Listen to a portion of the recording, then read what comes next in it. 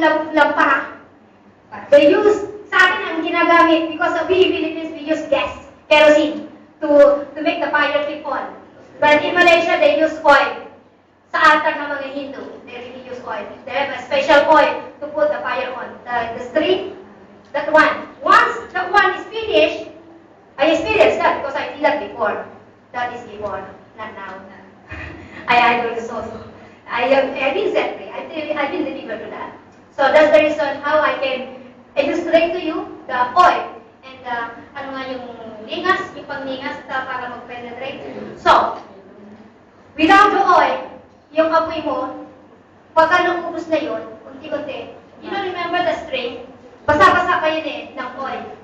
Pero you will not know that the fire is not very big anymore. The flame is not that very high. Slowly, that the flame is getting lesser. But we can say that's the reason. We are all still Christian. We are all believing God.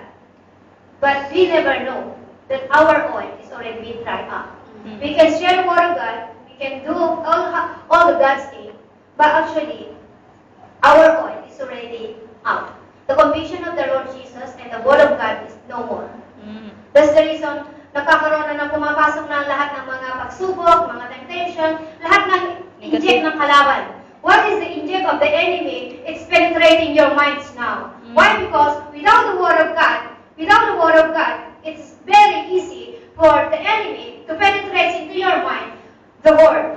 Then it will cause you to stumble. That's It right. will cause you everything. Why? Because without the word of God, without it reading it every day, because it is written in the Bible, in Joshua 1:8, that meditate the word of God day and night. It is written there.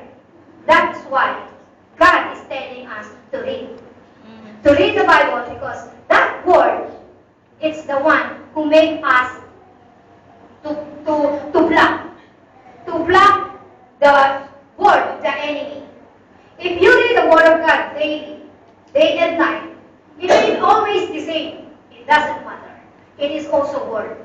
Kaya ang ginawa ko, memorize ko. So hindi man ako magbasa. I put Church 21, and then you meditate it. You think of it.